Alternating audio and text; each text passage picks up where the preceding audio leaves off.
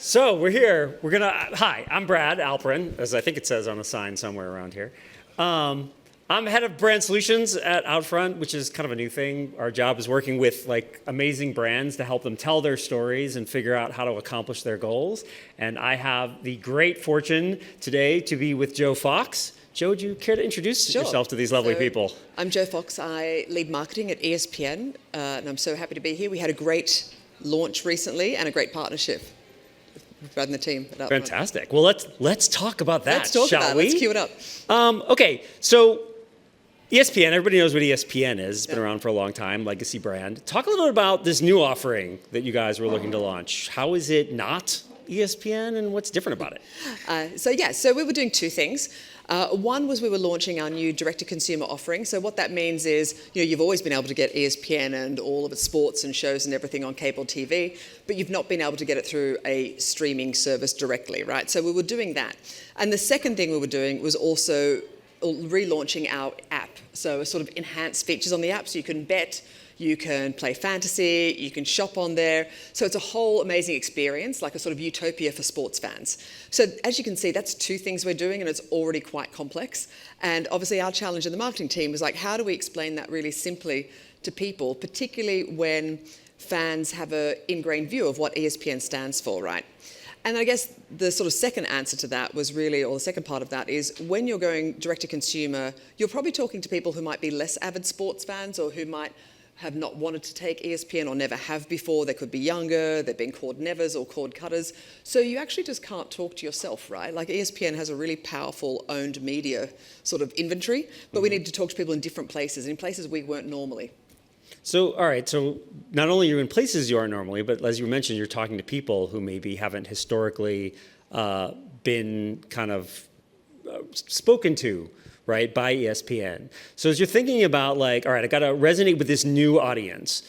Often you mentioned earlier a younger audience, and how do you connect to them in ways that don't confuse the legacy audience that I presume you still want to continue to keep that loyalty and that fandom with? Yeah, exactly. I mean, I've worked for building brands, and I've also worked on an amazing legacy brand like ESPN.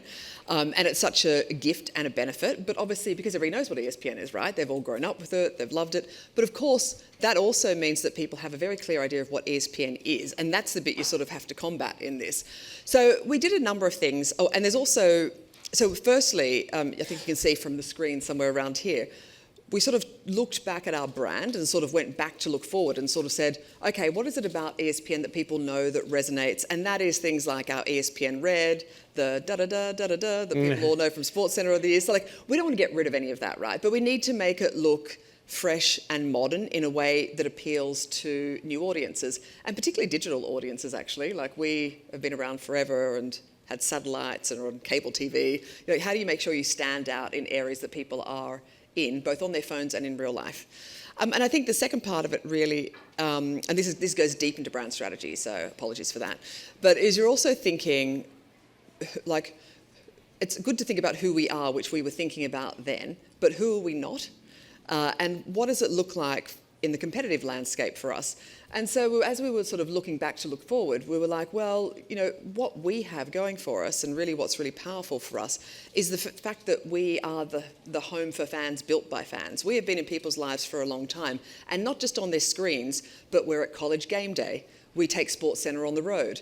Dick Vitale, one of our famous talent, crowd surf through college game day crowds. Our talent are not just behind a desk, they're out in the wild as well. We're also, even if you don't have ESPN, you probably, if you are interested in sport, follow us on TikTok. So we're in all these places. And that's something that's really important for us as a brand, because when you look at our competitive landscape, like our sort of existing sports competitors and the newer ones as well, not all of them do that. So really, part of the sort of core of our plan was how do we dig deep into this, we are in your lives. We connect you to sports and to each other through that. And we do that in a way that I would hope, if you're a brand and you say, which brand do I want to invite into my lounge room to watch football and eat wings with? I hope that would be ESPN. Right, that should be the way that we feel, Well, look, I love a good brand strategy talk. I'm a brand strategist where I come from. And something we were talking about earlier when we were talking about this ahead of time is there's something about, sport has become so increasingly important, I think, in today's media landscape, because it creates that sort of, we have fewer and fewer of these shared experiences, fewer and fewer of these things that feel unmediated by sort of like AI and digital and virtual. Like there's something that exists in the real world around sport that makes it sort of proudly analog almost in a way. Yeah. And so as we've been thinking about that truth, that it's not digital, it's not virtual, it sort of starts in the real world, how did that impact your decision making as you were thinking about, okay, we got to launch this whole new thing, and it is an app, it is digital, but like how does that sort of truth of the real worldness of sport, how did that impact your launch plans? Yeah, well, I think that you hit on it right. It's the last of the great water cooler moments. Well, that and Love Island. Let's be honest. But like,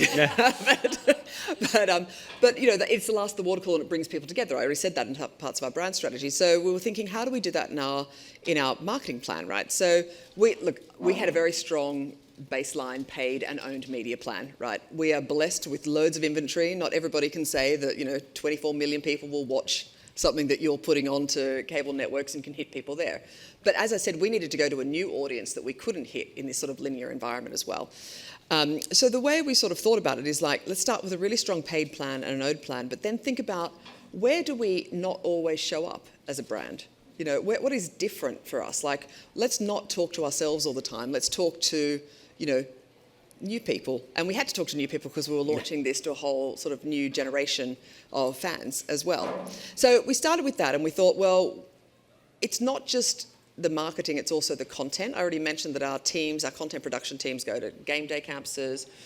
We took SportsCenter, we did 50 states in 50 days. That was content, like doing 50 days in 50 states in the lead up to this. We then also thought about, well, how do we obviously activate in New York and LA? They're huge cities and we love doing it, but not forget like our heartland of fans who are not just in big cities, they're in smaller cities as well. So on top of that sort of strong media plan, we also thought about how do we show up in stores, right? And so we showed up in stores from Walmart, right? So we were out in Fayetteville in Arkansas, but also we sort of showed up with Complex and launched a pop-up store in New York. So that is like sort of cities big and small, but also sort of people younger and older as well. And you can see this one on the left, by the way, is that's Complex now, but there's this huge line that was in Arkansas with people having their sort of ESPN experience. So we wanted to make sure that we were like hit cities big and small, but also hit different generations of people and introduced ESPN like in Complex in a different way that was much more fun and again, authentic and tactile, but also didn't forget about our heartland as well. So, all right, I think that's amazing. And then we get to like the actual like big launch event. You're trying to like come up with how do we sort of make some noise? Yep. How do we kick this off? And I'm curious, you mentioned how this idea kind of kept evolving, and I'm wondering, how did you land on this idea? So like you took the E train in New York City and you turned it into the ESPN train, right? That's something we worked on together. How did that idea come about? Because it sounds like you started with some more traditional stuff, but you kind of worked your way into a different approach to how you wanted to do the launch. And because not everything is perfectly planned, it came What? a little bit. What are you talking about? A little bit late to the game, actually. Exactly. Perfectly planned with you guys, but essentially we had this like strong plan. We had these store activations. We had what was a really robust, fun plan that hit everybody. But what we thought we were missing, or maybe what I thought was missing, I was like, what is that thing on the day that tells you you've launched, right? And so we talked to a number of our partners and agencies and we're trying to come up with the idea, but none of it either felt truly ESPN or we thought would get the impact. And actually it was one of our internal creatives who we are right on the E line basically. And he was like, and I was talking about outdoor and could we do like basketball trash cans and there was a whole range of things going on in the office. And he was like, well, there's the E line. We could just do the E train. It's the ESPN train. And from that, it just like totally snowballed. So. Okay, so talk a little bit about that, like where. Yep. You started, all right, so you had this idea. So we had this idea. ESPN train. And then like everything is then what? Built, it zoomed along as it would on the train. So we were like, oh, that's amazing. So we've got this ESPN train. So just so in case you have not quite seen it, we wrapped it inside and out. And we had it for a month. But we're like, how do we launch it on the day? And then we realized that Jimmy Pitaro, our chairman, was going to the New York Stock Exchange to ring the bell. And we were like, oh, the E-train goes to World Trade Center. So we made sure that they all came down to World Trade Center where we had a press moment. We had outdoor that was at World Trade Center as well as Spring Street, which is our e-stop at our headquarters. We also then, we had invented Appy. I don't know if anybody's seen our new mascot. And then we were like, the mascot really took off. Internally, people loved him as well. And we're like, well, we should have mascots, obviously. So there's Appy there, poor guy with his little arms.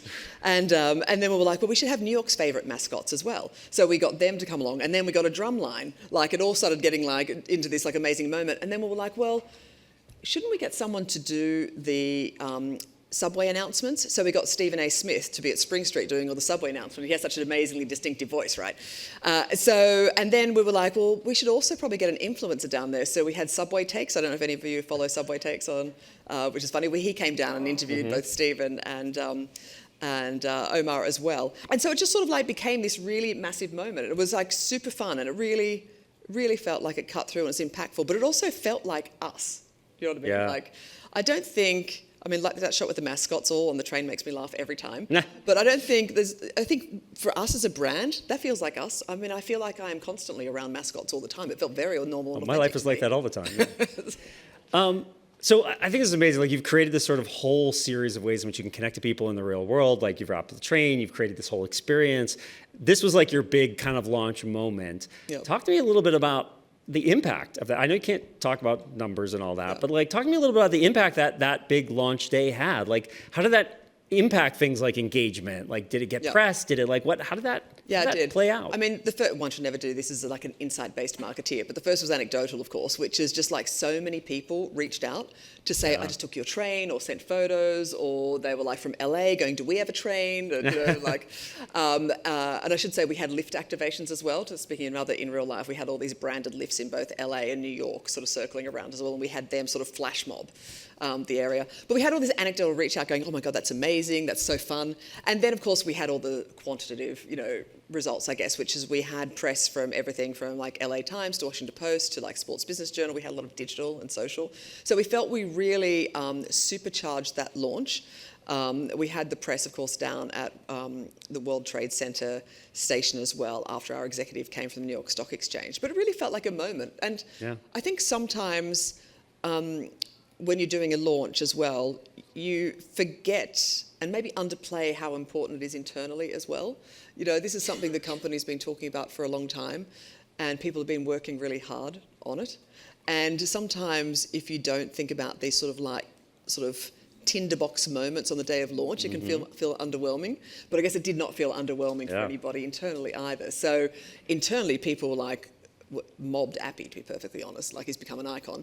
But also we had all the mascots come up into the offices, and it was just a really nice moment when you're launching something. People have worked so hard to feel really proud of everything that the teams cross-functionally have done to pull such a day and a launch off. Yeah, there's something really, I mean, one of the things I just love about, I'm relatively new at OUTFRONT, but like that ability to sort of connect to people in real life. Like, it's not on a screen. It's not like like that shared experience of sport. Like, people are having that, like, oh, we're all doing this thing together. I'm curious, after all that work, right, you talk about like you put it all in and it finally goes out in the real world. Were there things like responses, reactions that surprised you about like what you saw? Yeah. So, well, the thing that always stays with me is I got off at Spring Street E-train with like all the mascots and the drum lines, and like it was crazy. And there was these little kids that happened to be walking along Spring Street, and they were just like so excited to see Mr. and Mrs. Met. Clearly Mets fans, came up and hugged them. The mascots were being overwhelmed. People were shaking Appy's hands. And it just, it's the delight, actually, that is really great in these moments. And, there was other people. It wasn't just the kids, but that's the thing that reminds me, because people are so unused to, or becoming more and more unused to seeing things in the real world. Everybody's on their phones, right? And there's nothing wrong with that.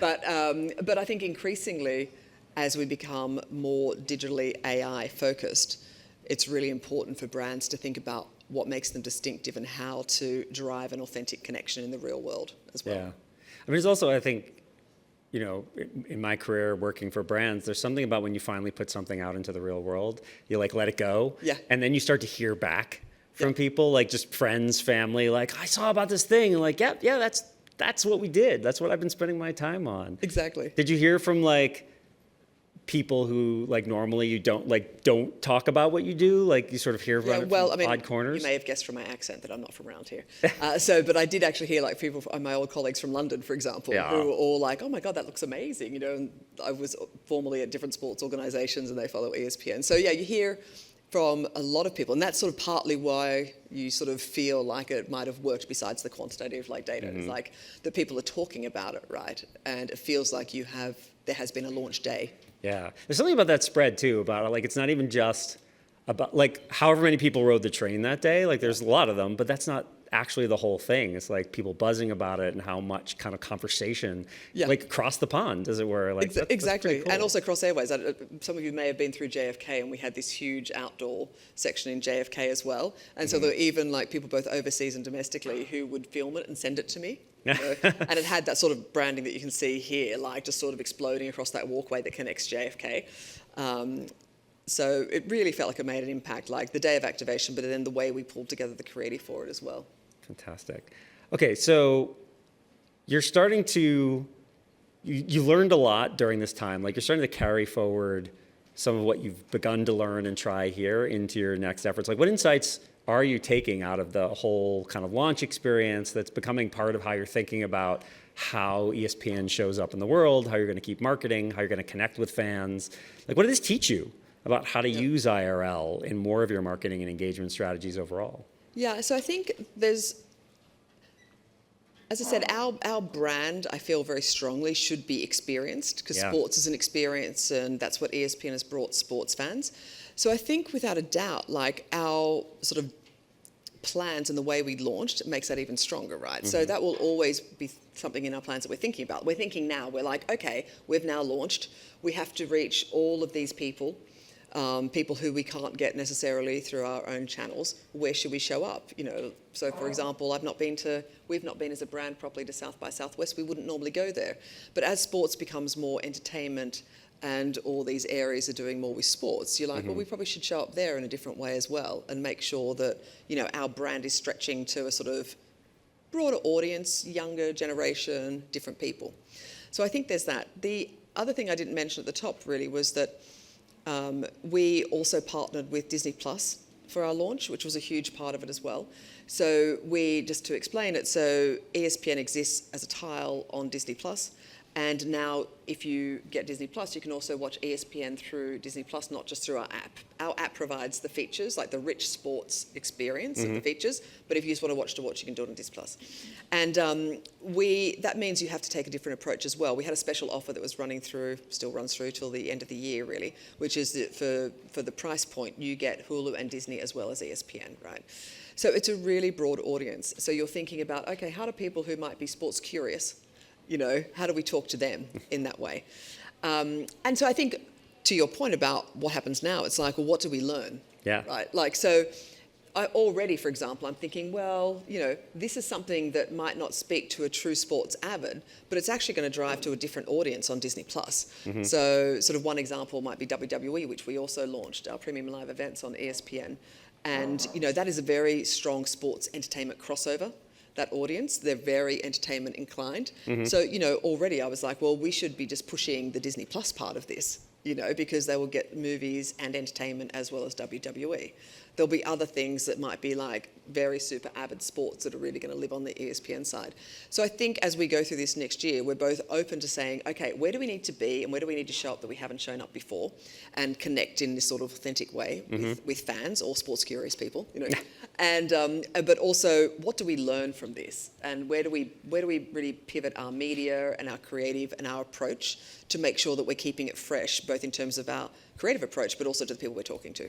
Yeah, I think like you talked a lot about like really showing up in their world. Yeah. So it's not just on a screen, but like how do we go out to the places where they are? Like you said, smaller cities, bigger cities, like how do you sort of exist in their world? Yeah. To me, I think that's so much a part of your brand, but like the marketing is kind of speaking that, how you're showing up is speaking that. I think that's great. Exactly, and I think there's other ways to show up like that. When I talk about the sports curious, like we did a number of activations. We've been trying out these things in cities aside from our launch as well. So we did a Monday Night Football nail bar with Saweetie.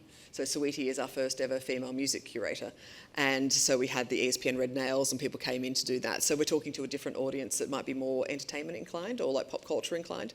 And we did the same thing with House of ESPN, which we did at Fashion Week. So again, like an in-life experience where people can go and see some of the fits from the WNBA stars. We had one of the stylists who styles a lot of the WNBA stars. People could go in, see holograms, but also real outfits and things. We talked a bit about fashion. We talked about the intersection of like women's sports and pop culture.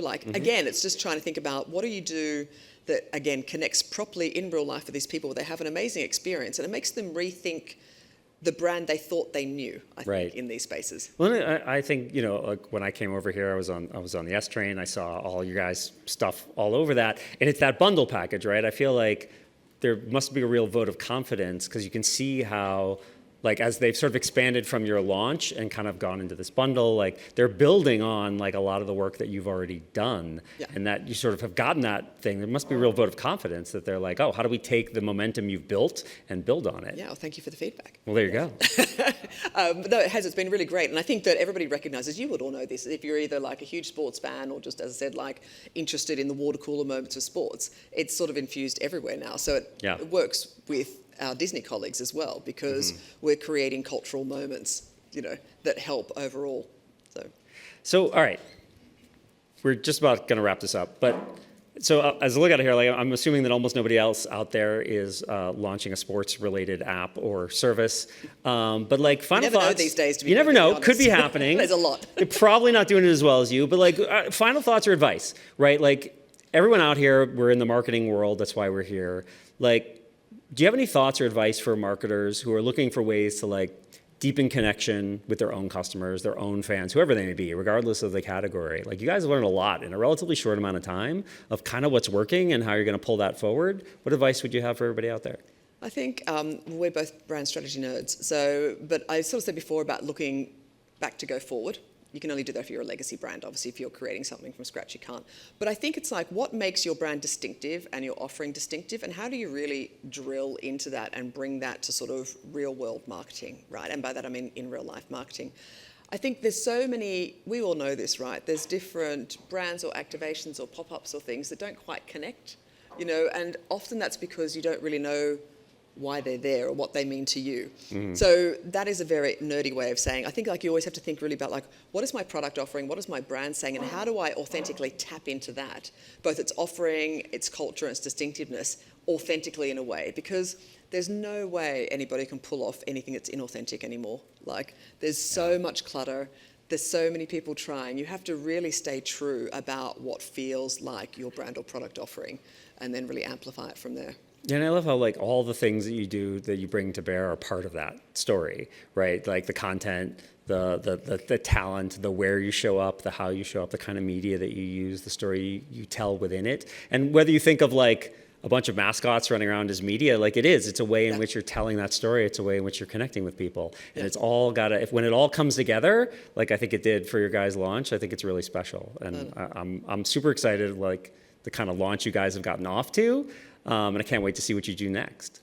And on that, anything interesting we should be looking out for next when it comes to but obviously ESPN? Appy's available. I mean, if anybody told me I would create a mascot out of an app towel, 10 years ago, I'd just be shaking my head. Appy's available for appearances? Appy has got a really hot schedule. Oh, really? Incredible. Yeah. Like, he's in demand. It's like really quite funny. There was an article actually, I'm now just going off on one, aren't I? There was an article, I won't name the publication, which sort of took down Appy a bit, and it was so funny because most of it was very positive. This person was trying to be a bit clever and very ironic, but it made us laugh because people internally were just like, our CFO was like, I am outraged by this article. How dare you? But this is like, it's so funny, isn't it, when you take a bit of a punt, you take a bit of a swing on it, because at the time, everybody was a bit like, do we really think we want to go this way? And then, on launch day, here we are with the chairman surrounded by an app tile icon and 7 dancing mascots and a drum line. I'm like, well, I feel we've gone this way now and it seems to be working. So Amazing. Yeah, so also just take a swing as well. Like there's always one area, when you've got a really secure plan, you feel really confident, taking the swing just for that last 10% is always worth it. Great. Well, I just, on behalf of all of us at OUTFRONT, we just thank you so much for the partnership. It was such a fantastic ride, both literally and This team was figuratively. amazing, by the way. They were amazing. Thank you very much. We're so happy with the impact that it had, and it was fun doing it. We're excited to see where it goes next and where we can take it next. Thank you all for your time. We really appreciate it. Thank you.